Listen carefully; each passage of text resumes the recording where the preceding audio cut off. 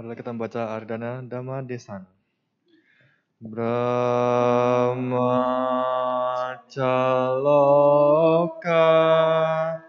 Dipati Sahampati Katanjaliya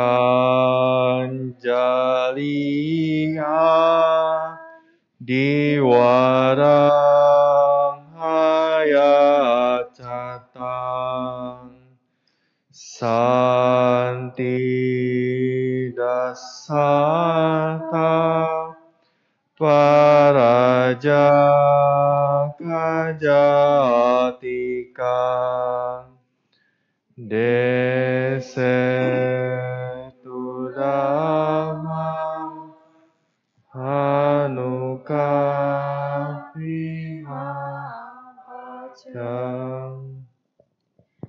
Brahma Sahampati, penguasa dunia ini, beranjali dan memohon. Terdapat makhluk yang memiliki sedikit abu di mata mereka. Ajarkanlah Dhamma demi kasih sayang kepada mereka.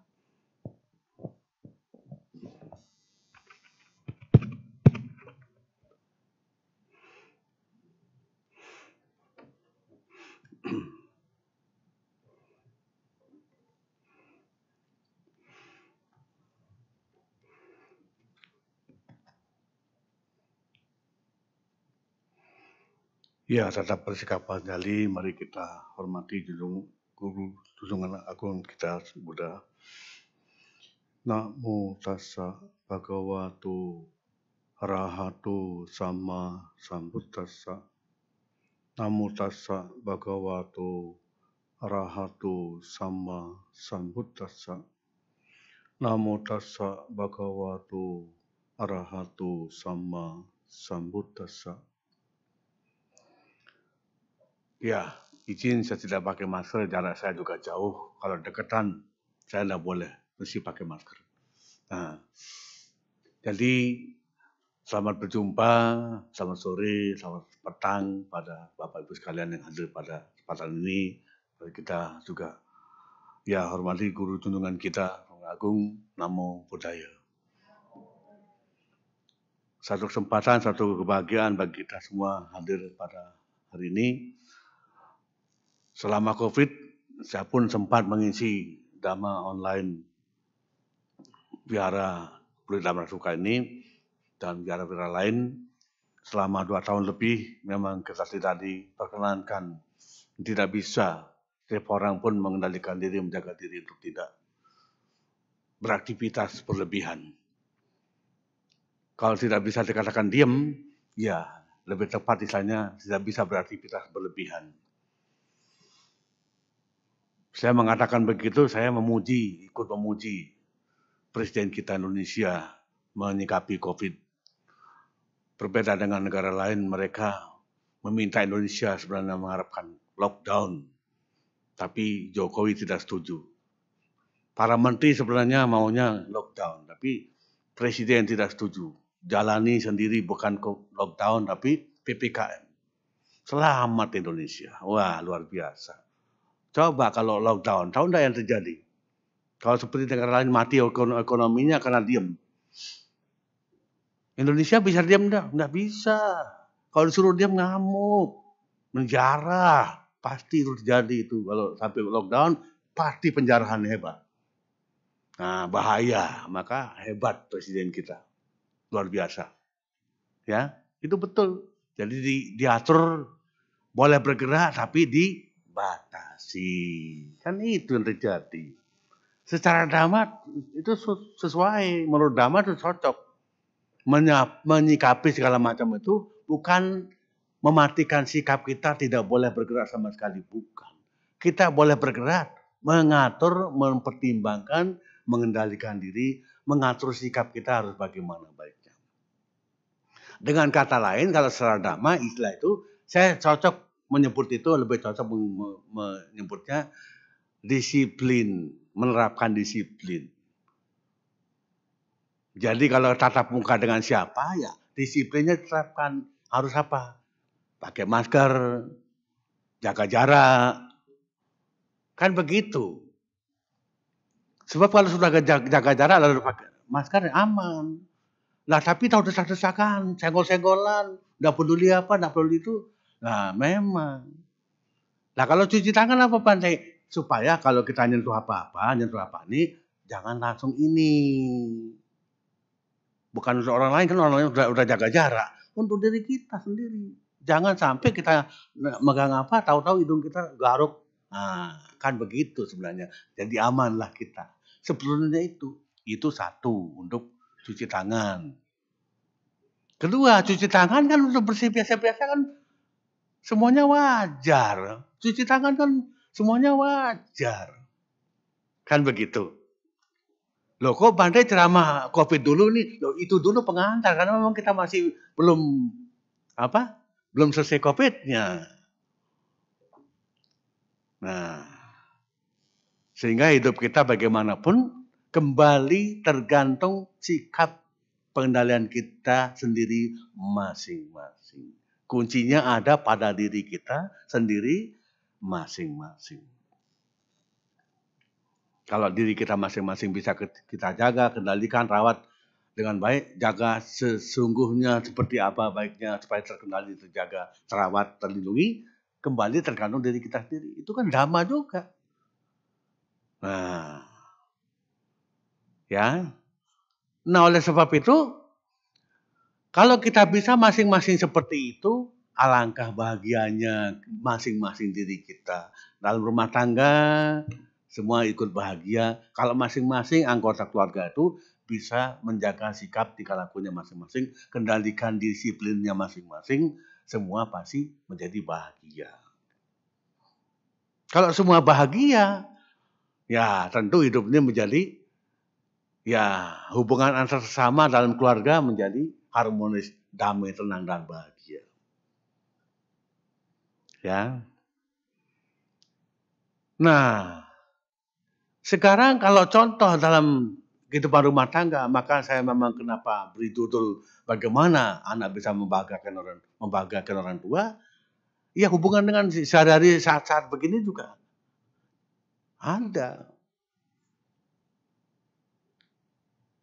Sekarang kalau kita lihat dalam rumah tangga, kalau orang tua memberi contoh, kalau orang tua sudah memberikan tauladan, tunjukkan tauladan kepada anak-anak, ya dengan sendirinya anak-anak akan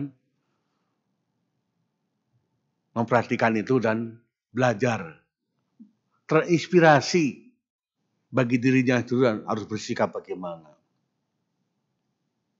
Dapat belajar dari sikap orang tua yang disaksikan sendiri, lihat sendiri, nyata. Nah, oleh sebab itu, apa yang membahagiakan orang tua, terutama dalam hal ini dari anak, memang ya dalam banyak hal bisa dibahas, banyak disoroti juga dalam keluarga, kehidupan rumah tangga, di kehidupan sehari-hari, berbagai kasus, kisah, kejadian nyata yang tidak dapat dipungkiri, ya hal-hal yang tidak sesuai, yang tidak pantas, yang tidak wajar terjadi. Ya. Nah, lalu apa yang kita dapat pelajari, Bante, dari berbagai macam kisah, kasus, kejadian, pengalaman nyata di kehidupan sehari-hari itu? Untuk belajar dhamma, menyoroti kasus-kasus itu, apa yang kita bisa pelajari? Apa yang menjadi inspirasi buat kita dari kasus-kasus berbagai macam itu? Meskipun saya tidak sebut nyatanya kasus kayak apa, nyata banyak memang juga, tapi meskipun saya nggak sebut apa itu kasusnya, kita bisa mengerti banyak berbagai macam kasus yang terjadi itu. Yang antara lain maksudnya, ya bagaimana orang tua kepada anak, bagaimana anak kepada orang tua. Ya. Nah, nanti detailnya tentu akan saya jabarkan dalam prinsip dhamma, memang Guru Agung kita mengajarkan kepada kita semua. Ya. Jadi pertanyaan tadi memang kan judul juga berupa sebuah pertanyaan. Bagaimana anak bisa membahagiakan orang tua? Bagaimana? Bagaimana itu jadi prinsip hidup sang anak seperti apa, bagaimana dia bersikap, bertindak, bertanduk, dan macam-macam tingkah laku yang dilakukan sehingga membuat orang tuanya bahagia seperti apa. Jangan dipikir yang dimaksud anak bisa membahagiakan orang tua itu, memberi berbagai macam pemberian yang luar biasa mahal, berharga untuk orang tua. Kan bukan itu. Bukan seperti itu. Kan sebaliknya juga sama. Turunan apa segala macam katanya ahli waris dari orang tua kepada anak. Nah semata-mata tidak mestinya berupa materi mahal. Tidak. Bukan. Meskipun ada juga salah satu bagian dari tugas orang tua menurunkan warisan pada anak. Ada. Tapi tidak mesti berupa materi. Tidak harus berupa kekayaan materi yang berharga, yang mahal. Tidak.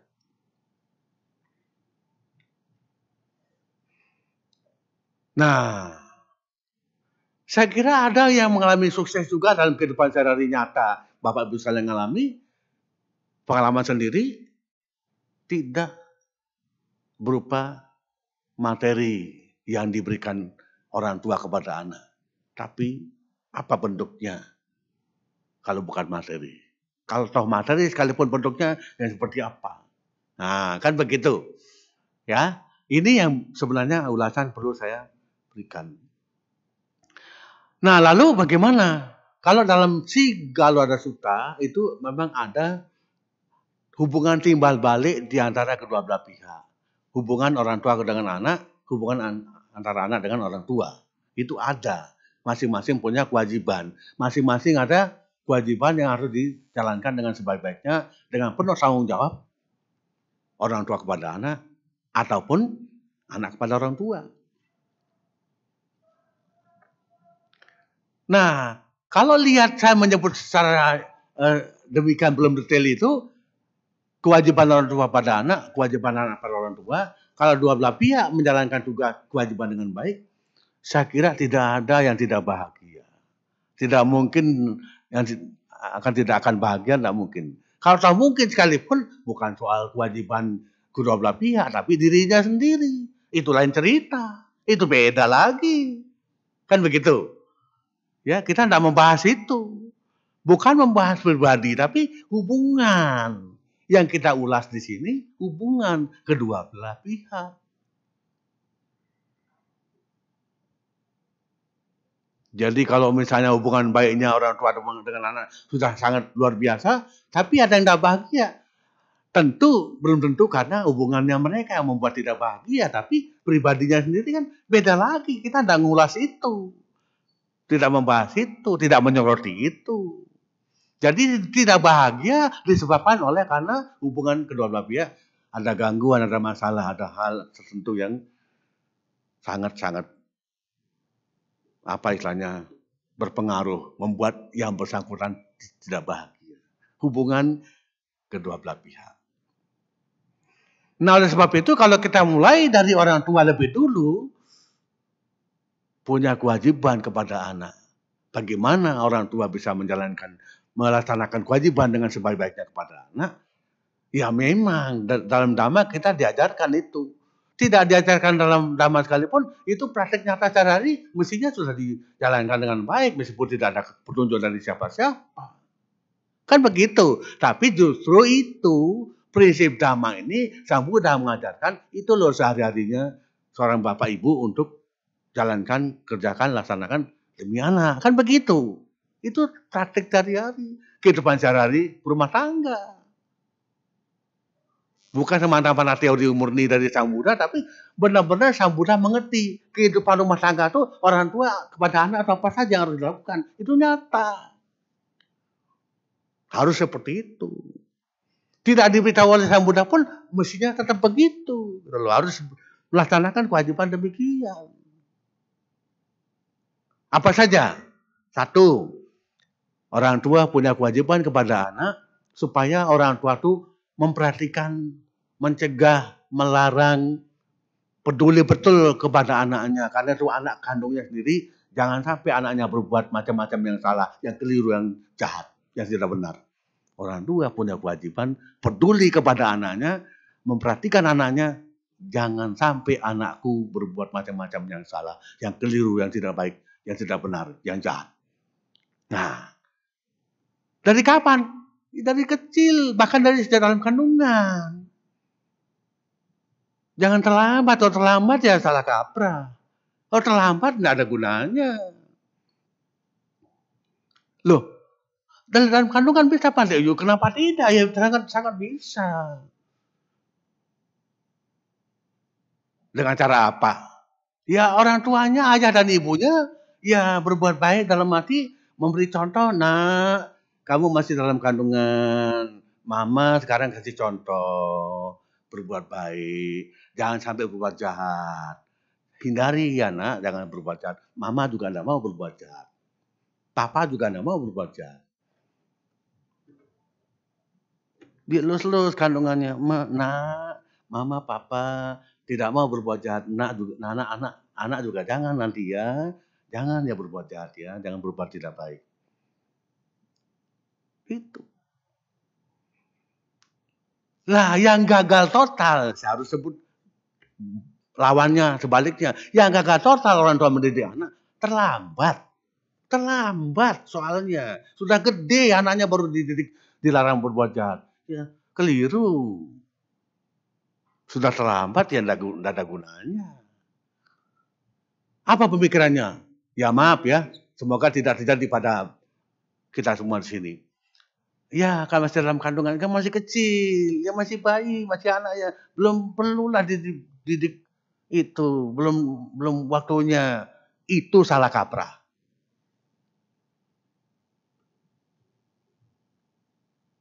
Jangan dipikir karena masih bayi itu ya belum bisa apa-apa, justru kalau dipikir secara hukum karma kan anak ini kan pernah kehidupan apa jadi apa.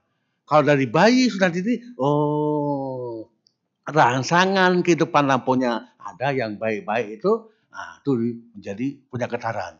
Yang buruk-buruk jangan dimunculkan, jangan dikondisikan. Kan begitu. Ambil contoh mudah, contohnya mudah. Kembali mengertinya kita sendiri sejauh mana bisa mudah, tergantung. Kasih mainan uang, anak kecil masih bayi. Loh, yang salah siapa itu kalau kasih mainan uang? Anak masih kecil, masih bayi. Siapa yang salah coba? Ibunya. Tidak boleh. Tidak boleh. Ya. Keliru sampai masih kecil tuh dikasih mainan uang, nanti bermain uang, jadi ya kan tidak boleh. Nanti menjadi lain jadinya anak itu menjadi apa dengan uang. Nah, kesalahan orang tua. Jadi satu, orang tua mencegah, menjaga, melindungi jangan sampai anaknya berbuat jahat. Dua, orang tua punya kewajiban untuk menganjurkan, menyuruh, memberi petunjuk, nasihat supaya anaknya mau berbuat baik. Berbuat baik. Caranya bagaimana, Bante? Kan masih kecil, belum perlu. Bukan itu lagi, itu salah kaprah kalau mengatakan belum perlu. Sejak dalam kandungan sudah diajak.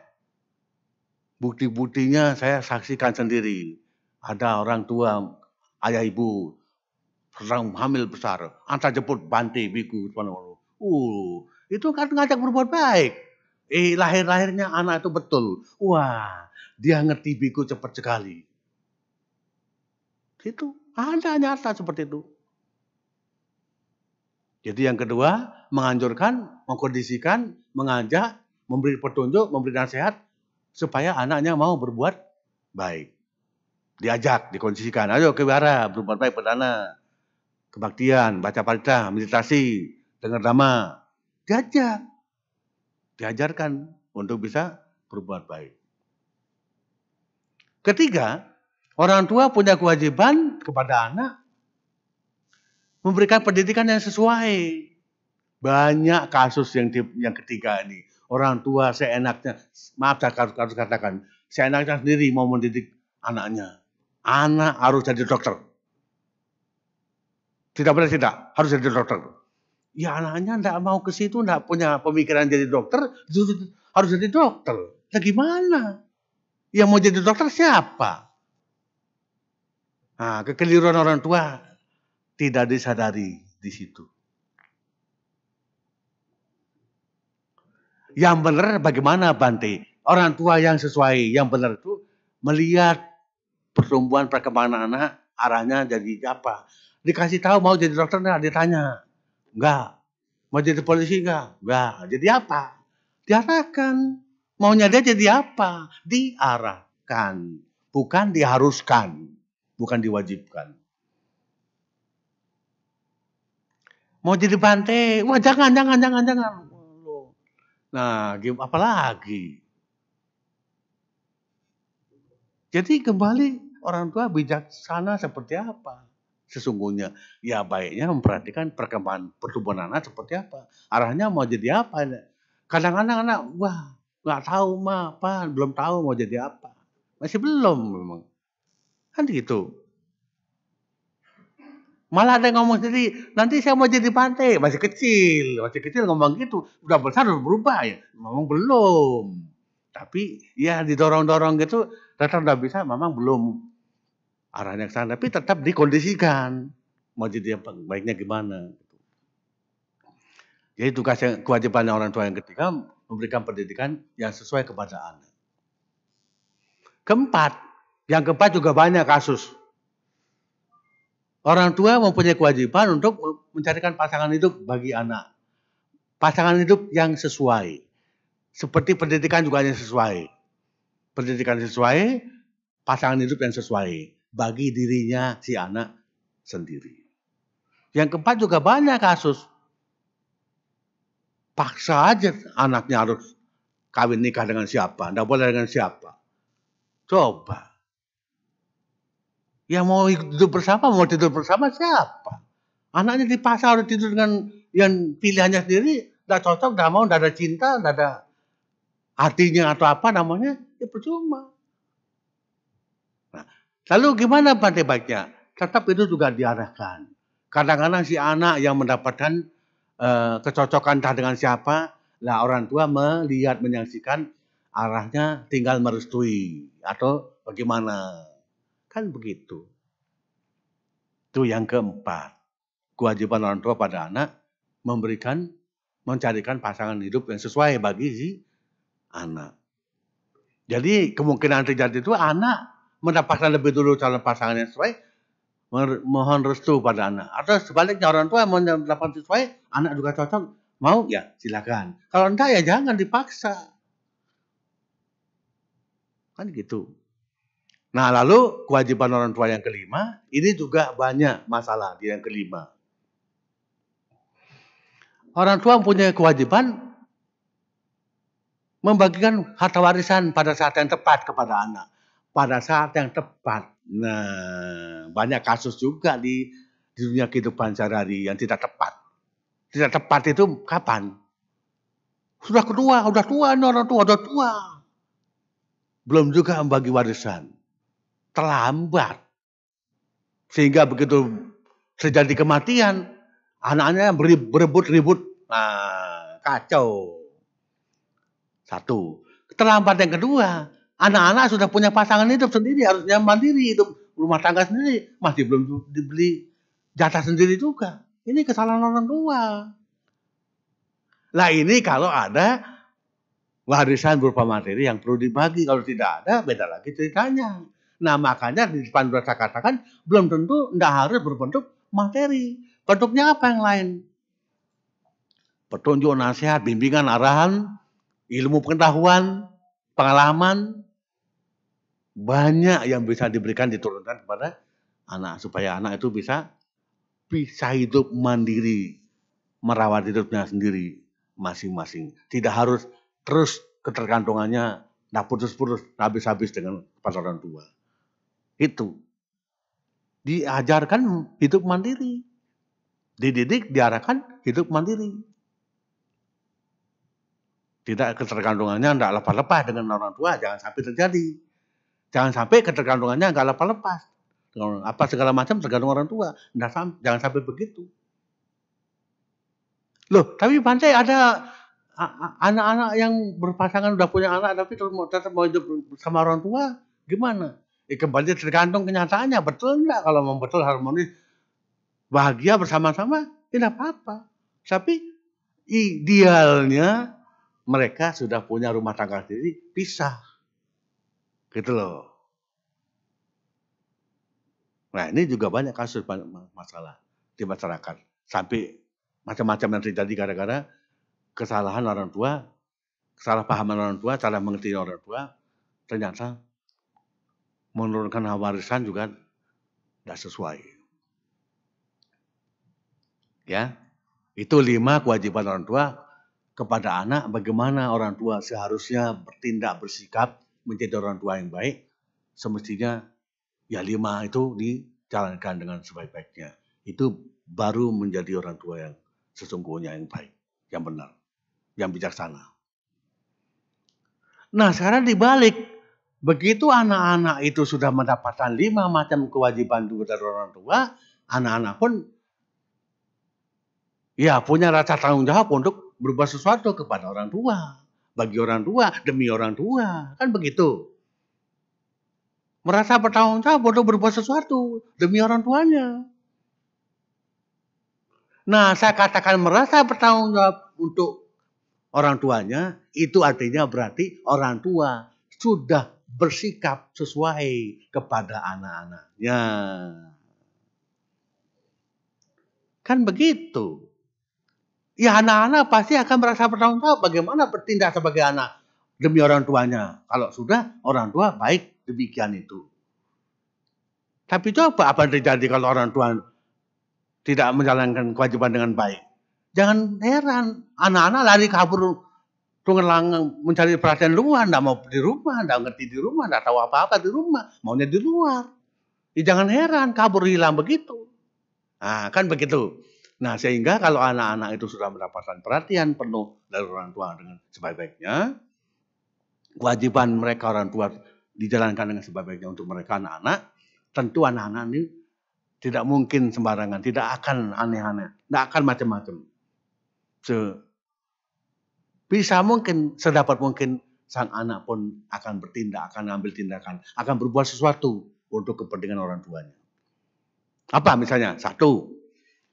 Nah, justru nomor 1 malah disebut lebih dulu yang harusnya terakhir, tapi di pertama. Apa itu? Ya, harus merawat orang tua, terutama di masa-masa tua. Lebih dulu disebut malah. Kenapa begitu coba? Loh kok sepertinya ada keanehan? Ya tidak. Justru diingatkan masa kecil itu, seperti kecil-kecil ini, tadi kalau orang tua kamu udah tua, dari sekarang, sejak sekarang, sampai terutama sudah tua, dari sekarang masih muda orang tuanya, sampai terutama nanti sudah tua pun, Anda anak-anak harus berbuat sesuatu untuk mereka, orang tua. Merawat, melindungi, menjaga orang tua yang telah, terutama masa tuanya itu. Ini penting. Tapi Bante, ada anak-anak yang membiarkan terbengkalai anak orang tuanya udah tua-tua. Kenapa itu coba? Apa sebabnya? Kok bisa? Anak-anak kok tidak berterima kasih kepada orang tua, malah membiarkan orang tuanya terbengkalai. Apa sebabnya? Kalau saya mengatakan berarti kesalahan sikap orang tua di masa muda. Salah mendidik anaknya. Kalau sampai benar mendidiknya, tidak mungkin. Tidak mungkin. Gitu loh. Ya, jadi kalau ada kasus-kasus, di awal kan saya katakan kasus-kasus kejadian macam-macam. Memang banyak nyata. Belajarlah kita dari kasus itu. Maka sekarang pembahasannya sampai ada anak yang seharusnya berkewajiban merawat orang tuanya. Lebih-lebih di masa tua. Tapi kenapa kok ada anak yang tidak benar sikapnya? Membiarkan orang tuanya terbengkalai, tergeletak, tidak karuan. Apalagi sakit, dibiarkan juga. Nah, aneh memang, tapi itu nyata, ada terjadi. Loh kenapa terjadi? Pertanyaan itu jawabannya ada kekeliruan orang tua mendidik anak. Cara didiknya. Ada salah didik kepada anaknya, makanya anak-anak menjadi seperti demikian itu. Kalau benar mendidik anak-anak tidak mungkin akan begitu. Tidak akan macam-macam, tidak akan. Jadi 1, merawat orang tua, terutama di masa tua. Yang artinya sejak anak-anak itu bisa merawat berbuat sesuatu, meskipun orang tua belum tua, perlu merawat orang tua, apalagi di masa tua. Ya. Yang kedua, kewajiban anak-anak kepada orang tua adalah menyelesaikan urusan orang tua. Urusan itu maksudnya apa? Segala macam urusan rumah tangga itu kan ada macam-macam bentuknya. Bantu, anak-anak itu membantu menyelesaikan urusan orang tua. Paling tidak misalnya saja. Papa mama baru tiba dari mana, capek. Oh, ambil, bantu, sambut, barangnya dibantu, bawa, atau apa lagi, masakan air panas untuk minum atau mau mandi air panas. Kan itu tugas pembantu. Ini lagi salah. Kok tugas pembantu? Nah, berarti kan kenapa kalau sampai anak ngomong gitu? Anak arah salah didik. Orang tua salah mendidik anak. Lah kerjasama dengan pembantu kan bisa. Jadi pembantu kerja penuh. Tidak. Iya sama-sama ini. Kasih tahu ingatkan pembantu. Itu kan termasuk juga. Misalnya mengingatkan pembantu. Enggak, dia turun tangan sendiri karena ya ini papa mama perlu mandi air hangat segera karena capek dan sebagainya. Misalnya begitu. Atau minum, makan atau apa. Membantu urusan orang tua apa yang perlu dan sebagainya. Ketiga, ya anak-anak harus ya betul-betul mendukung kehidupan orang tua, ayah dan ibu. Ya. Mendukung bagaimana orang tua yang punya. Lalu yang ketiga, justru malah lebih penting yang ketiga, menjaga, merawat kehormatan orang tua, keluarga, nama baik keluarga, nama orang tua. Menjaga, merawat nama baik, kehormatan orang tua, keluarga. Jadinya dirinya bersikap itu kan sudah menjaga kehormatan nama baik orang tua, keluarga. Di depan dosa singgung tadi, bagaimana menjadi anak yang baik? Dia menjadi anak yang baik, sudah merawat, menjaga, melindungi kehormatan orang tua, nama baik orang tua. Kan begitu. Ya.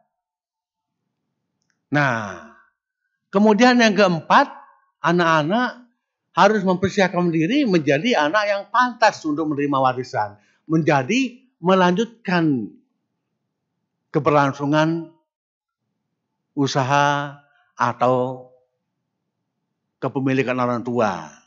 Meskipun dia sudah dipisah misalnya punya warisan, tapi kan menjaganya menurut saya jadi dia sendiri merawat apa yang dapat dari orang tua, enggak sampai dilelang, dijual, dihabisin, gitu loh maksudnya. Tapi enggak banyak orang yang ngerti, lelang, jual dan sebagainya, itu salah.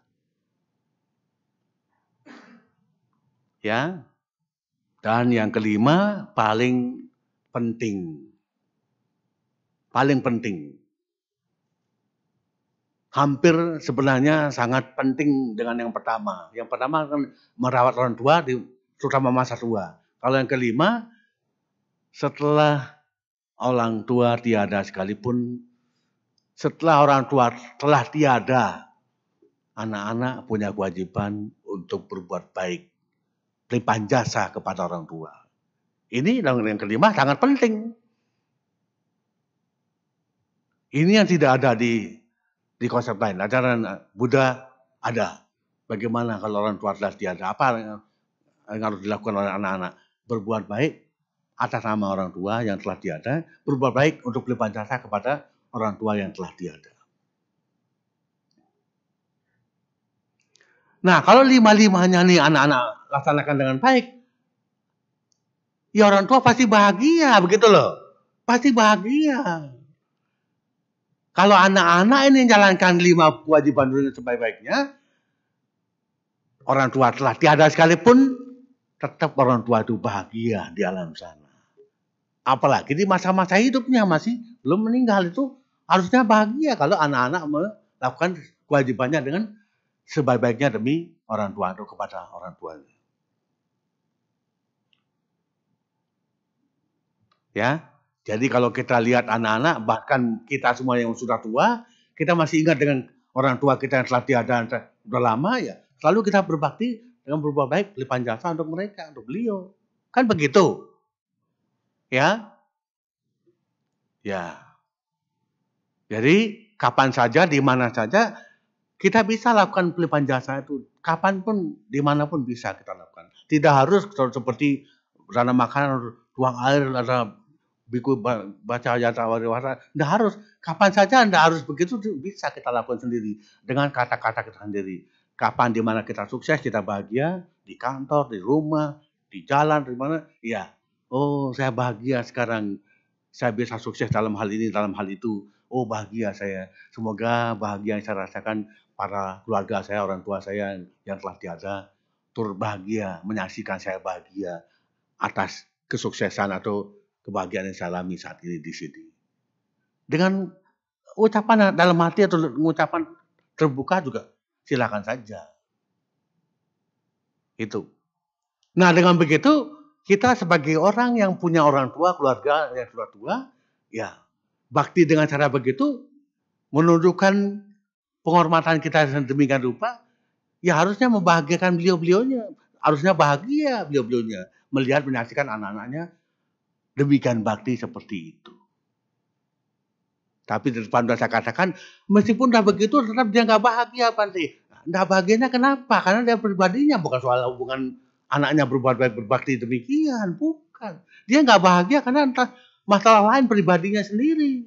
Kan gitu. Ya. Nah, oleh sebab itu pentingnya hubungan baik ini dirawat dengan sebaik-baiknya. Begitu ada rasa sedih, entah rasa kondisi apa, membuat kecewa atau apa, dengan entah siapa, tapi kita menghibur, kita membuat kondisi yang bersangkutan orang tua kita bahagia. Itu bagus sekali. Sehingga pelimpahan jasa seperti apa terjadi, sedang sedih sekalipun yang bersangkutan, begitu kita kirim pelimpahan jasa, lenyap sedihnya, muncul bahagia. Lenyap dari alam menyedihkan, bisa lahir dalam bahagia. Itu pelimpahan jasa. Ya, saya ulang. Jadi kalau saat beliau yang bersangkutan sedang bersedih, lalu anak-anaknya berbuat baik pelimpahan jasa, lalu orang tua pas sedih itu menyaksikan anak-anak sedang berbuat pelimpahan jasa, berbuat baik pelimpahan jasa, hilang, lenyap sedihnya, bahagianya bangkit dan lenyap dari alam menderita itu, bisa lahir kembali di alam bahagia. Makanya penting namanya pelimpahan jasa itu. Ya. Nah ini Bapak-Ibu sekalian.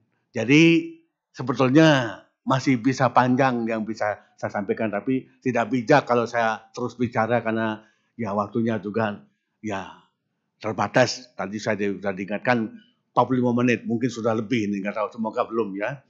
Ya jadi itu yang perlu saya sampaikan. Jadi bagaimana kita bisa menjadi anak, menunjukkan rasa bakti kita kepada orang tua, membuat kondisi orang tua kita bisa bahagia dengan cara mengkondisikan diri kita bahagia, mengkondisikan kita berbuat sesuatu yang baik untuk diri kita sendiri, tentu orang tua akan ikut merasa senang, ikut bahagia.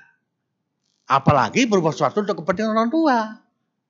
Saya katakan tadi kepentingan kita sendiri bahagia, kita membahagiakan diri kita sendiri, orang tua menyaksikan kita bahagia, turut bahagia. Apalagi kita bisa bahagia itu sendiri berbuat sesuatu mengkondisikan orang tua bahagia juga. Membuat sesuatu untuk kepentingan orang tua menjadi bahagia. Kan begitu. Jadi dua hal berbeda. Kita membuat diri kita berbahagia, berbuat baik untuk kepentingan kita sendiri, orang tua menyaksikan kita demikian, turut bahagia. Mengkondisikan berbuat baik untuk kepentingan orang tua pun lebih bahagia lagi. Kan begitu. Ya. Nah, ini penting untuk kita semua. Ya, untuk kita sudah tua pun, untuk anak-anak yang masih muda apalagi penting untuk dipelajari, dimengerti, dipahami, sehingga kita harus juga memperbaiki sikap kita bila mana masih belum sesuai. Bila mana sudah sesuai, lanjutkan, kembangkan, tingkatkan, perbanyak lagi sikap yang sesuai itu. Membahagiakan diri sendiri, membahagiakan orang lain, membahagiakan orang tua terutama, membahagiakan semua makhluk. Itu yang perlu saya sampaikan. Terima kasih atas perhatiannya. Semoga kita semua selalu damai dan bahagia sampai saat Rabban Tuhan kita datang. Semoga semua makhluk berbahagia.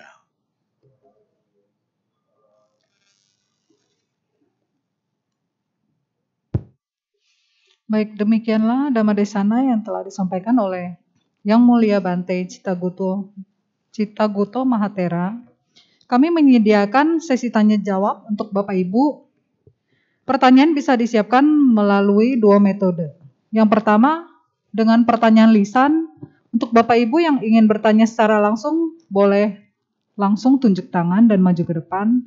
Dan yang kedua adalah pertanyaan tertulis.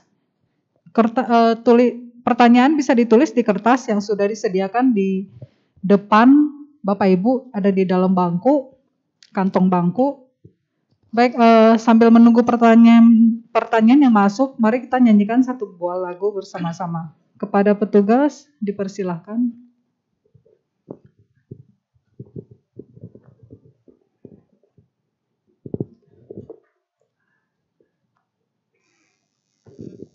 Bapak Ibu, mari kita bersama-sama menyanyikan lagu Triratna pada halaman 46.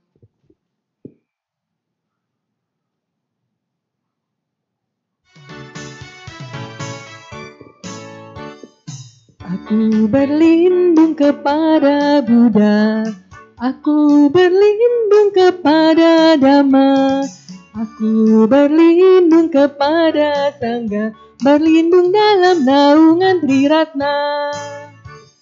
Hiduplah kami di dalam Buddha, hiduplah kami di dalam Dhamma, hiduplah kami di dalam Sangha, hidup bahagia di dalam Triratna.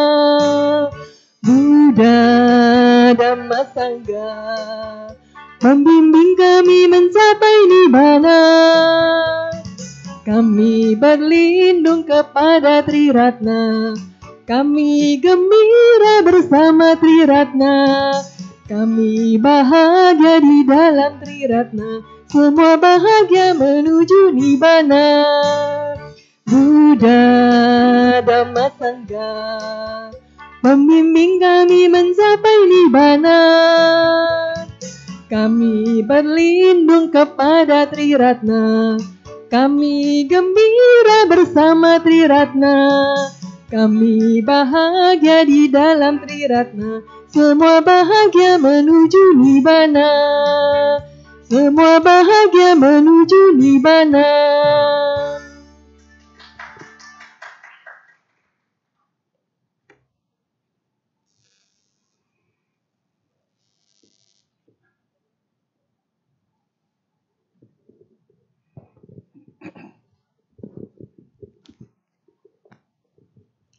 Baik, pertanyaan lisan, secara lisan ada yang mau nanya langsung? Boleh tunjuk tangan? Nggak ada ya? Kalau nggak ada, kita langsung ke pertanyaan tertulis. Yang pertama, selamat malam Bante, Namo Buddhaya. Saya ingin bertanya, bagaimana jika anak masih salah jalan dan keras kepala walau dinasehati orang tua?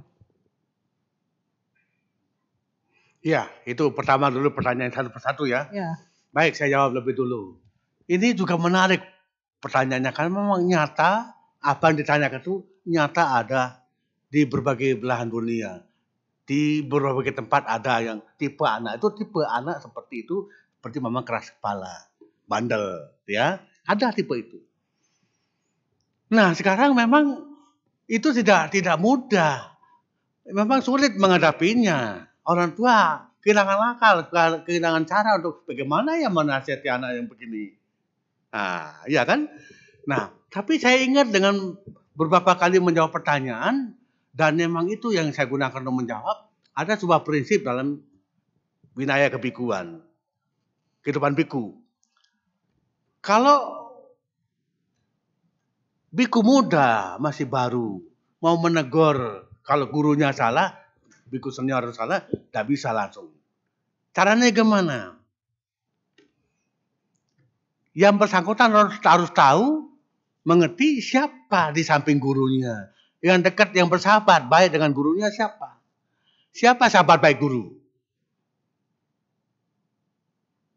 titip lewat yang bersangkutan untuk menyampaikan apa maksudnya si murid ini atau si biku baru ini. Nanti sampai. Dan yang menyampaikan sampai kiri kanan sahabat baiknya yang bersangkutan, tidak mungkin terang-terangan terbuka, itu muridmu yang menyampaikan ke saya. Tidak begitu. Dia juga ngolah, digodok sini. Gimana menyampaikan supaya sampai. Dia pakai cara, bukan sembarang terbuka penuh. Tidak. Begitu juga bisa dilakukan pertanyaan itu tadi. Ini kebalikannya sekarang nih. Orang tua kepada anak kan? Ya. Bagaimana caranya si orang tua mendidik anaknya kalau tidak bisa sendiri? Dicari kira-kira siapa yang senang dengan anak ini, orang yang mau didengar oleh anak ini. Siapa yang mau didengar oleh anak ini? Tidak mudah memang, tidak mudah. Tapi harusnya ada. Kalau tidak bisa kadang mau didengar, boleh juga sedikit ini. Siapa yang ditakuti, siapa yang disungkani oleh anak ini?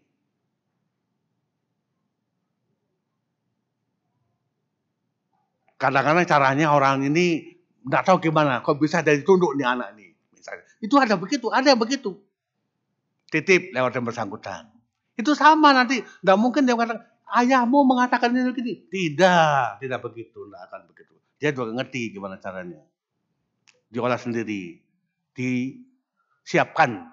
Dipersiapkan. Harus bagaimana caranya supaya anak ini mau. Mengerti apa maksudnya orang tua.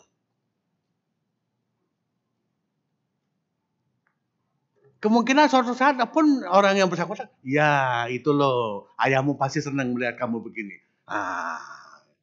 Itu. Tapi jangan ya anak berbuat sesuatu yang membuat orang tua jadi nggak suka, nggak senang, sedih. Jangan. Gitu nanti.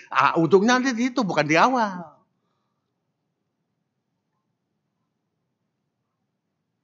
Itu ya, seperti itu. Cukup jawaban saya untuk pertanyaan itu. Silakan kalau ada pertanyaan lagi yang berikutnya. Baik, yang kedua, bagaimana jika anak tidak mau bekerja? Apakah orang tua harus mengikuti keinginan anak? Tidak mau bekerja. Masih muncul pertanyaan, maksud pertanyaan ini. Tidak mau bekerja dalam arti anak ini harusnya dia sudah kerja. Dia sudah sarjana, ini contoh saja gambarnya. Sudah sarjana harusnya kerja, tapi tidak mau kerja. Atau misalnya kerja kerjaan rumah, tanggung jawab di rumah, tidak mau dikerjakan, jelas tidak mau jalankan, tetap diam, suruh mau kerja, tidak mau kerja. Nah, itu begini, ada beberapa kemungkinan sang anak itu demikian. Sebab saya nemukan, saya ada kasus juga seperti itu. Ada kasus yang seperti yang dimaksud. Memang sulit untuk menghadapinya. Nah, tapi ternyata ada orang lain lagi butuh orang lain di situ. Orang lain bisa gitu loh. Nah, kok kita nggak bisa?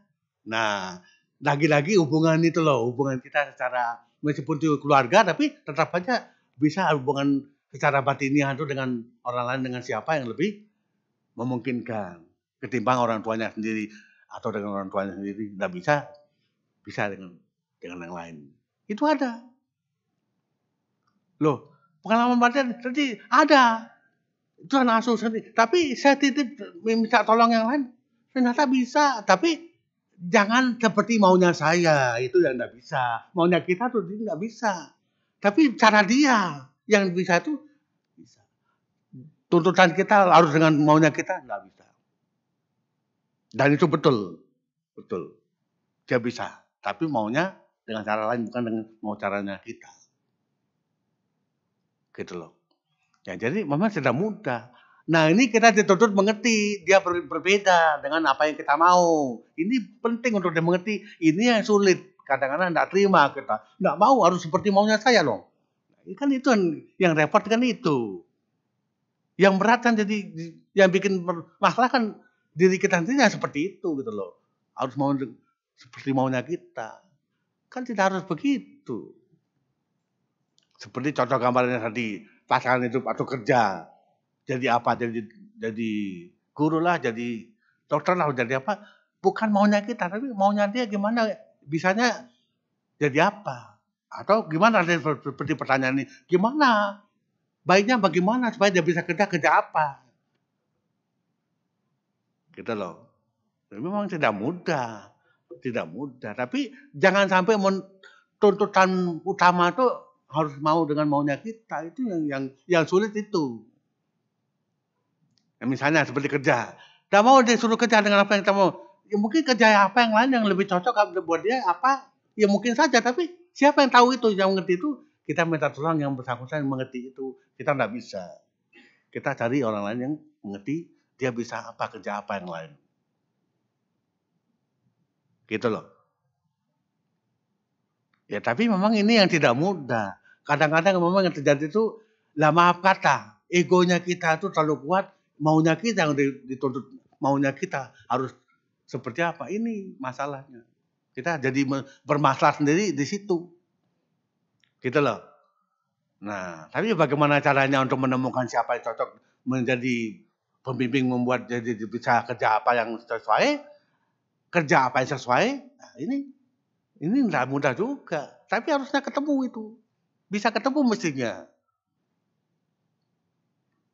Ya, sekarang contoh. Saya sering bahas itu. Satu berlumpur di sawah sana, di kebun. Yang lain berkerah putih. Gagah, kantong, pakaiannya luar biasa. Di kantor misalnya, atau di hotel. Dua ini berbeda. Saya bertanya kepada Bapak-Ibu sekalian. Silakan siapa yang bisa jawab. Terserah. Bisa tidak dua orang yang berlumpur di sawah sana suruh kerja di hotel. Sebaliknya orang kerja hotel ini suruh berlumpur di sawah sana. Bisa tidak? Tidak bisa. Tapi masing-masing bahagia kerja di lumpur sekalipun itu. Di hotel apalagi. Tapi yang di hotel suruh berlumpur tidak bahagia. Yang di berlumpur suruh hotel juga tidak bisa bahagia. Coba. Begitu juga. Tidak mau jadi biku, pas jadi biku. Tidak bisa. Mau jadi biku jangan dilarang mestinya. Seperti itu. Tapi lagi-lagi ya itu tidak mudah. Memang. Karena ego kita yang membuat itu tidak mudah. Yang bikin sulit itu egonya kita sebenarnya. Ya. Gitu. Ya, jadi kerja seperti apa? Baiknya memang kita tidak bisa paksa dia mau kerja harus kerja apa. Tapi kalau yang dimaksud malas, ya lain lagi. Lain lagi kalau dia malas kerja ya beda lagi. Mesti digodok yang bersangkut cara didiknya gimana supaya tidak malas. Lain lagi ceritanya. Ya. Saya kira begitu. Terima kasih. Oke, yang ketiga, bagaimana cara orang tua yang toksik untuk berubah menjadi lebih baik? Apa? Toksik.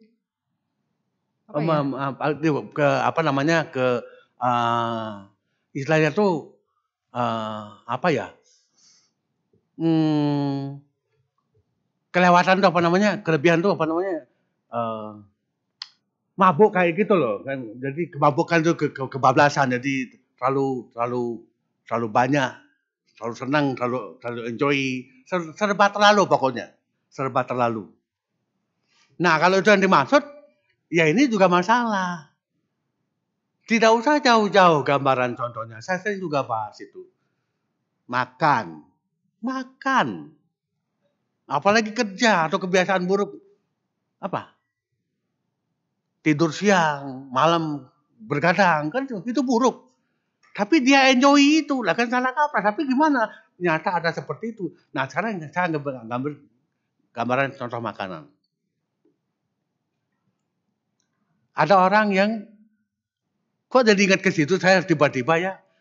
Berapa tahun lalu saya diundang baca-baca di rumah duka Jelambar, Jabar Agung. Saya dikasih tahu yang meninggal itu masih single. Perempuan kira-kira umur mungkin kurang lebih 40 ya umurnya tuh. Dikasih tahu lah dia meninggal gara-gara lambungnya bolong karena dia hobinya cuma makan mie. Hanya makan mie, tidak mau makan yang lain. Hanya makan mie. Mie Indomie, super mie itu loh. Jadi dia makan itu aja, enggak mau yang lain. Ya kan itu kimia, ada kimia satu bagian, satu macam gitu, tidak ada macam yang lain. Ya memang masalah. Nah, yang saya maksud tadi, saya sebut tadi, itu keterlaluan dalam segala hal. Apapun kalau terlalu itu disebut bahasa agama ekstrim. Kalau sudah ekstrim, ya masalah. Seperti kasus tadi yang makan mie saja. Ekstrim, satu gizi, tidak ada sama sekali gizi lain. Ekstrim kan? Ya nggak sehat itu sakit itu. Dalam segala hal, kalau sudah ekstrim, apapun itu sudah keliru, sudah salah. Makanlah, tidurlah, kerjalah, atau apapun kalau sudah berlebihan, disebut ekstrim.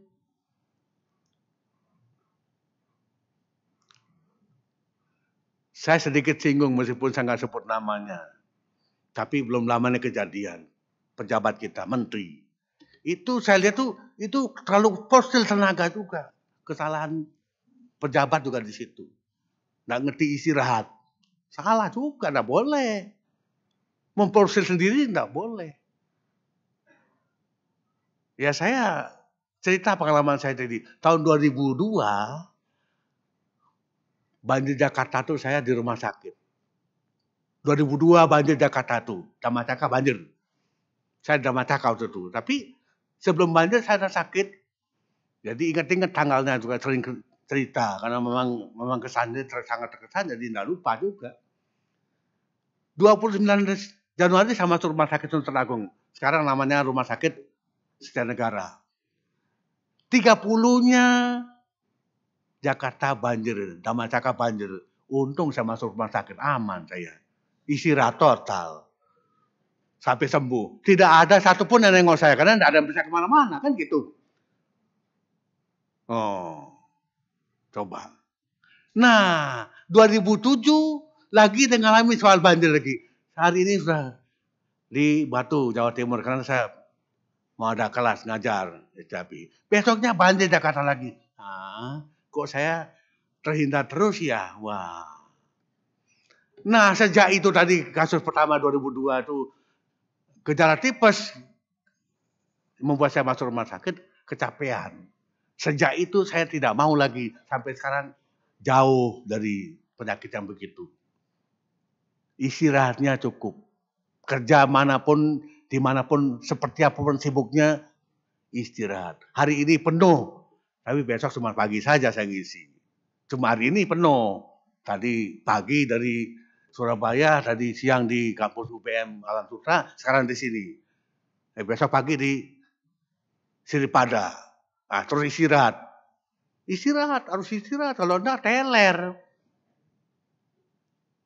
Ya. Jadi, ya apa ya? Kita harus bisa mengkondisikan diri kita. Bahagialah. Mengatur, mengendalikan hidup kita harus sesuai. Jangan ekstrim dalam segala hal apapun. Jangan. Kan jalan tengah. Middle way. Majima Patipada. Kita tahu, tapi kok prakteknya mana? Kembali ke diri kita sendiri.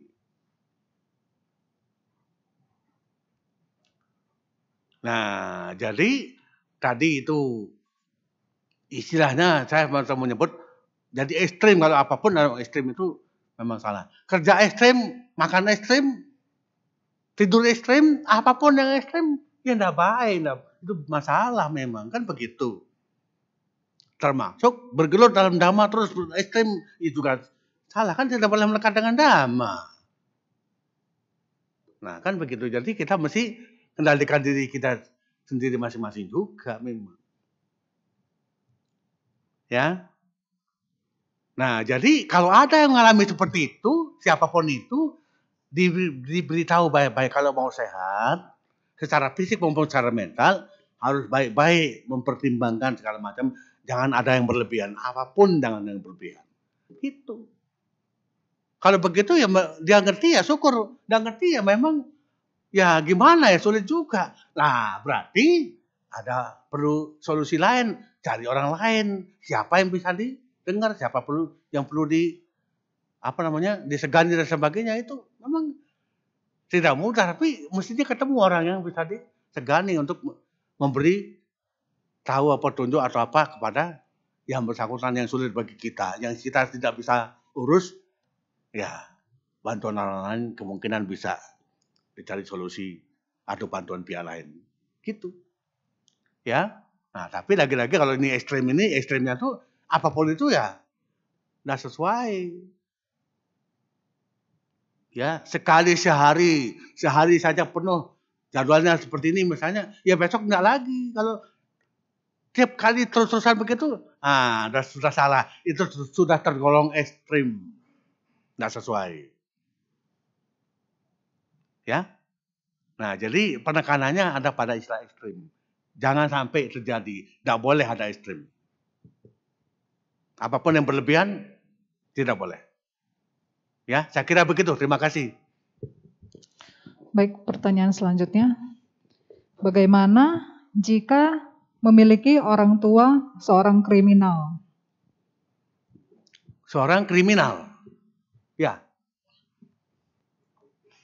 Wah, saya jadi ingat dengan pasangan hidup. Ada yang paling luar biasa, Dewa Dewi, ya toh? Tapi lawannya apa? Jawa. Ini perlawanan. Jadi pasangan itu Jawa itu sama-sama tidak baik. Kalau yang Dewa Dewi sama-sama baik. Gambaran umumnya gitu, nggak usah saya jelaskan detail. Tapi ada yang di kiri kanannya, maksudnya di antaranya maksud saya, ada yang Dewa Jawa, ada yang Jawa Dewi, ya kan? Kalau Dewa Jawa apa? Yang laki baik, yang perempuan tidak baik. Kalau Jawa Dewi, yang lakinya tidak baik, yang perempuannya baik, istrinya baik. Gitu. Ada. Loh kok ada? Ada. Saling menghormati iya, tapi ini tidak mudah. Kebanyakan terjadi kalau tidak cocok itu, saling ngusir pulang. Detik ini pula bisa langsung cerai, tidak peduli. Nah, tapi ada. Ya, ada yang begitu. Jadi bisa akur meskipun yang satu kurang baik, yang satu baik. Saya tidak usah terlalu panjang lebar. Seperti itu juga pertanyaan itu katakan kalau orang tua yang kriminal. Ada kriminal orang tua tapi anaknya baik-baik, ada. Jangan dikira. Tetap tidak masalah kan orang tua demikian. Kalau masalah kan ini rugi jadi menderita. Ngapain? Udah biar aja dia begitu orang tua saya. Saya kasih tahu juga tidak usah begitu. Tetap begitu ya udah. Ada anak yang baik itu orang tuanya tidak baik. Sebaliknya apalagi orang tua yang baik anak yang tidak baik ada. Ya. Nah, tapi bisa masih hidup bersama tuh tidak mudah, tapi ada nyata. Itulah yang dimaksud seperti pasangan yang tidak sesuai itu, tapi bisa harmonis itu memang ada. Gitu loh. Ya, demikian pula kalau di Indonesia tidak asing buat kita, yang beda keyakinan, beda agama, bisa harmonis itu. Tapi kan tidak semudah itu. Yang seagama saja bisa ribut, apalagi yang beda.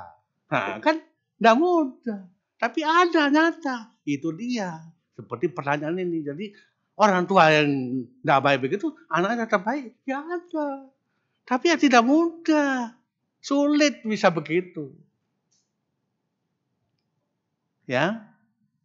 Nah, jadi memang bagaimana caranya? Kita dituntut mengerti seperti pertanyaan tadi. Kok bisa ya Bante? Orang tua jadi kriminal, anaknya baik. Kok bisa ya? Ya bisa. Itu kebijakan anaknya sendiri. Itu anaknya bijak menghadapi orang tuanya demikian. Kalau enggak kan dihabisi. Loh iya kan anaknya kan bisa ngabisi orang tuanya demikian. Tapi anaknya tetap Nah, persoalkan itu. Saking baiknya tuh loh coba. Apa itu anak baik melindungi anaknya, orang tuanya jahat Bante? Ya, melindungi Bante kan kita bukan ke sana larinya, kita tidak perlu ke sana berpikirnya. Apa dia menjaga melindungi? Yang tidak tahu tuh kata misalnya kalau ketangkap basah, orang tuanya berbuat jahat, anaknya berusaha berapa-apa, tetap akan dia mana nggak mungkin protes, nggak mungkin apa, atau dukung orang tuanya, ya tetap akan biasa saja karena anaknya baik, gitu loh. Nggak disoalkan, itu sampai ditangkap ya itu kesalahan dia. Bijak gitu loh. Ini bijak. Tapi beda dengan sedikit saya nyerempet. Apalagi anak, suami atau istri sama. Misalnya suami istri. Suaminya atau istrinya berbuat sesuatu yang salah. Sampai ditegur. Dicaci maki oleh orang lain. Jangan berganggu istriku, suamiku. Padahal salah. Dibela meskipun salah. Nah, ini kan tidak bijak. Ini tidak bijak. Tapi ya, anak tadi orang tua demikian ya. Karena dia bijak ya dia tenang. Jadi nama kesalahan dia ditangkap ya mau gimana? Tetap aja berbuat sesuatu. Tapi kan ya tidak bisa membela. Itu tidak bisa. Itu namanya bijak. Mengerti, memahami drama. Gitu loh. Ya. Nah, tapi tidak mudah. Tidak mudah. Seperti pertanyaan ini sangat tidak mudah. Tapi gambarannya seperti 4 pasang suami istri tadi ada. Jadi kalau saya ulang dikit, 4 pasang suami istri tadi itu ada nyata. Jangan pikir lo kalau punya suaminya jahat, nggak mungkin dong istri yang baik akan bertahan. Nyatanya ada yang begitu. Sebaliknya juga ada. Ya karena yang baik itu namanya baik seperti anak tadi, orang tuanya bikin bijak, dia mengerti kebenaran. Ya tidak bisa berbuat apa-apa. Nah, kalau toh tidak bisa berbuat apa-apa, kalau kembali ke beberapa pertanyaan terdahulu itu bisa dihubungkan. Anak harusnya bertindak sesuatu. Bagaimana mencari orang lain bisa membuat orang tuanya berubah, tidak kriminal terus begitu. Itu bisa. Itu tentu sangat bisa.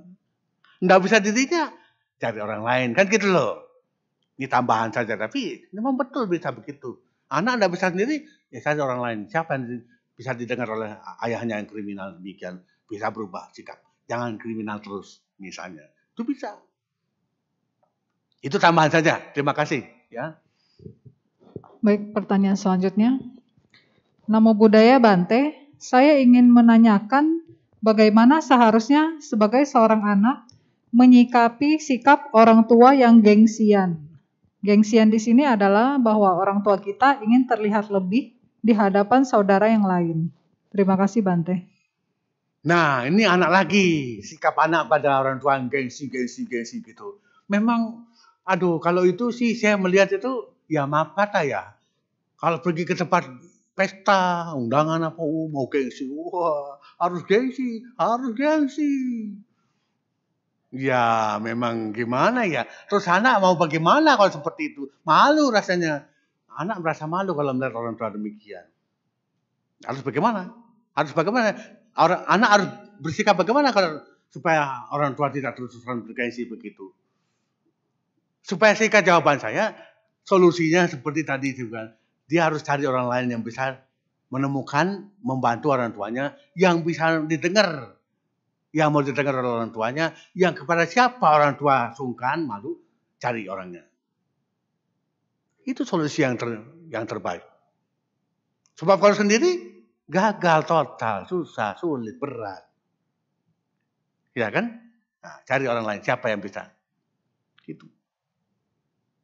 Ya, tapi orang lain tuh tidak boleh sembarangan, harus hati-hati. Kalau salah orang, wah bahaya. Apa salah orang? Ternyata orang yang bermusuhan dengan orang tua ini dicarikan, gawat, bahaya. Enggak, bukan. Yang dihormati yang orang tua sungkan, malu gitu loh. Beda, harus hati-hati, harus benar orangnya. Gitu loh. Seperti itu. Saya kira itu sih supaya enggak panjang lebar jawabannya. Jadi betul-betul memang harus ketemu orang yang sesuai itu yang bisa bantu. Itu kok ada yang angkat tangan tuh, boleh?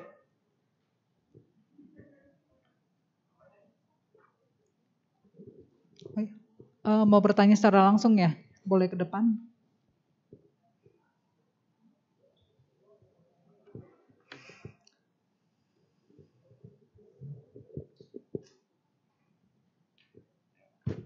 Malam Bante, salam namo budaya Bante. Ya, silakan. Bante, saya mau tanya nih Bante ya. Menurut Bante, kalau anak misalnya kan anak ya, dia 2 itu mereka di dalam Buddhis itu dari sekolah sampai dia bisa baca parita, ikut di meditasi, udah mantep begini kan.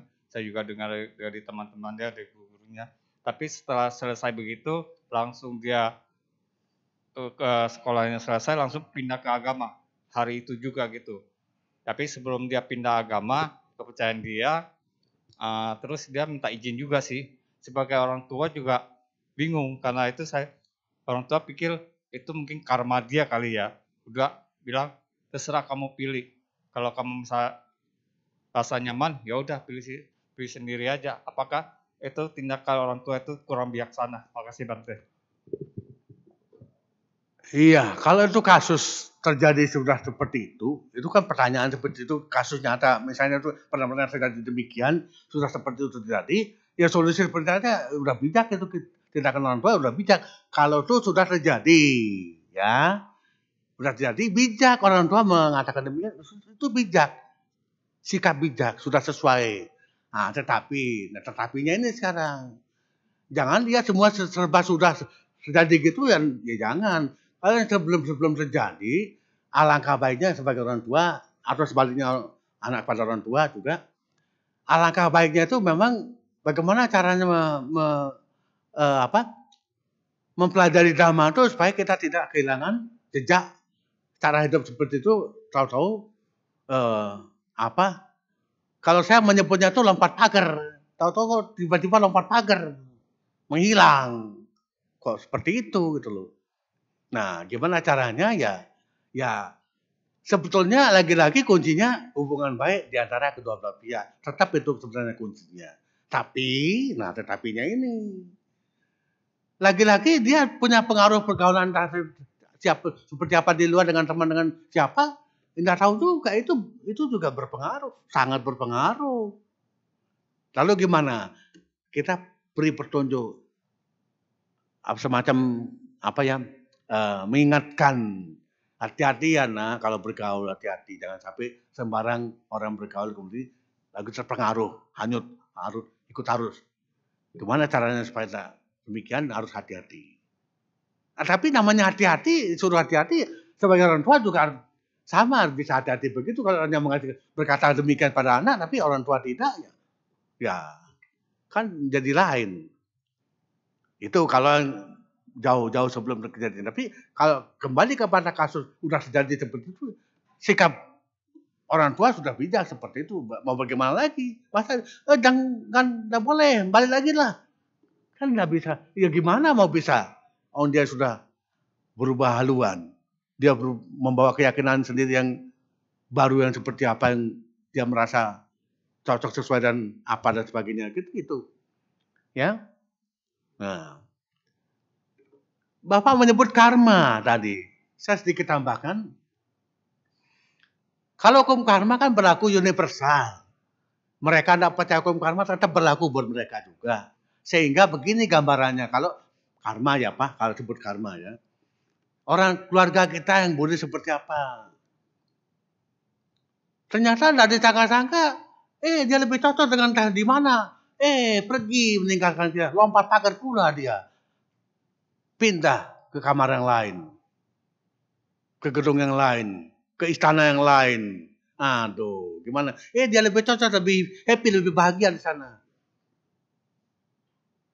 Berarti secara hukum karma, meskipun mereka tidak percaya hukum karma, meskipun ada orang tidak percaya hukum karma, berarti secara hukum karma yang bersangkutan kehidupan lampunya bukan Buddhis. Bukan Buddhis, sekarang nyasar lahir di keluarga kita di Buddhis, jadi Buddhis, nyasar. Begitu juga sebaliknya. Ya sebaliknya, boleh nggak saya sebut tokoh-tokoh kita yang dulu bukan Buddhis, sekarang jadi tokoh Dhamma yang luar biasa. Mereka itu termasuk yang saya maksud ini. Bukan Buddhis, nggak kenal Dhamma sama sekali kehidupan ini. Ya, sampai luar biasa kelihatannya tekun beragama luar biasa. Loh, Tahu-tahu kok jadi Buddhis, malah jadi tokoh dhamma. Lu kok bisa? Kebalikan dari yang tadi. Berarti yang bersangkutan kehidupan lampu, tokoh dhamma, sekarang lahirnya saat di keluarga yang bukan Buddhis. Balik lagi. Gitu. Secara hukum karma begitu. Ya. Coba sampai ada yang mau bikin agama baru tapi belum jadi bikin agama baru, ketemu ajaran Buddha, jadi Buddhis, jadi tokoh dhamma. Ada itu. Berarti secara hukum karma luar biasa. Membuat kita mengerti, memahami. Berarti kehidupan lampu yang bersangkutan sudah menjadi tokoh dhamma, tahu-tahu kehidupan sekarang nyasar lahir di keluarga non-Buddhis. Balik lagi. Pertanyaan muncul lagi. Kenapa bisa nyasar, Bante? Kenapa bisa lahir nyasar? Nah ini. Pernah dengar tidak sebelumnya penjelasan ini? Kalau saya sering bahas, kalau pertanyaan beda-beda agama, saya selalu bahas ini. Gini, kenapa dia sampai nyasar? Dia harus nyasar ke tempat di mana dia dulu ke depan lampu menyalahkan, menjelekkan, merendahkan ajaran itu. Maka harus kecemplung ke sana. Ngerti nggak? Jadi contohnya sekarang dia Buddhis nih, Buddhis. Sehari dia ceramah dhamma, dia jelekkan, nyalahkan sana itu apa tuh? Meninggal dunia, lahirlah di keluarga situ. Nyemplung sana. Kenapa merasa nggak cocok? Emang nggak cocok, mau dia celah, dia kritik, balik lagi. Itu. Makanya hati-hati, nggak boleh kritik nyalahkan, nggak boleh, merendahkan, memojokkan, nggak boleh. Hati-hati nanti nyasar ke sana nanti. Ya, gitu ya, segitu ya. Terima kasih. Wah, ini pertanyaan seru-seru juga nih. Pertanyaan terakhir ya Bante. Silakan. Namo Buddhaya Bante, jika kita ingin membahagiakan orang tua, tapi perbuatan itu ternyata bikin kita sendiri tidak bahagia. Kita harus mementingkan kebahagiaan siapa? Contohnya, dijodohkan tapi kita tidak suka, tapi orang tua memaksa. Sedangkan kita tahu kalau kita terima pasti orang tua bahagia. Membahagiakan orang tua. Hebat ya. Wah, kalau betul begitu hebat dia bisa membahagiakan orang tua dengan menyetujui, menuruti, mengikuti petunjuk orang tuanya. Dijodohkan dengan siapa mau. Padahal dirinya nggak bahagia. Gimana itu coba? Nah ini memang masalah. Ada masalah seperti ini. Ini sebuah masalah. Solusinya apa? Kembali kita pemahaman masing-masing itu solusinya. Kalau kita memahami, itu tidak boleh seperti itu. Itu salah kaprah. Tidak bisa seperti itu. Nah, alangkah baiknya kan negosiasi. Nah, lagi-lagi negosiasinya nggak nyambung, nggak berkelanjutan. Ini masalah. Apa solusinya? Dari tadi saya beri contoh gambaran. Cari orang lain penengah yang bijak, yang baik. Untuk negosiasi. Harus begitu. Nggak bisa ya cari orang yang bisa menengahi. Jangan tunduk ikut begitu, larut dengan penderitaan sendiri, kok mau ya. Waduh. Apa benar bahagia orang tua melihat anaknya begitu? Belum tentu sebenarnya, tapi mungkin bisa bohong bahagianya itu. Jadi palsu gitu loh. Kalau murni benar sungguh-sungguh bahagia, beda lah. Harusnya sungguh-sungguh bahagia tuh ya hubungan sesama tuh sesuai harmonis, damai, bahagia, semuanya sesuai bahagia masing-masing. Tapi ini orang tua bahagia, anak menderita. Kan tidak sesuai. Gitu loh. Ya jadi solusinya apa? Cari orang lain yang harus menjadi penengah. Menengahi, mediasi, menjadi mediator. Siapa yang bisa? Jadi artinya jangan tunduk langsung ngikut gitu, tapi ya harus diselesaikan, dibahas. Bagaimana baiknya, sebaiknya bagaimana ini. Seperti ini janganlah. Dicari jalan keluar dan solusinya. Gitu. Ya. Saya kira tidak panjang lebar jawaban saya. Jadi tetap perlu orang lain yang bisa memahami untuk membantu penyelesaian masalah. Tidak tunduk begitu saja orang anak. Membahagiakan orang tua tapi dirinya nggak bahagia, ngapain begitu? Gitu loh. Ya. Nah, jadi harus bisa bahagia sama semua pihak.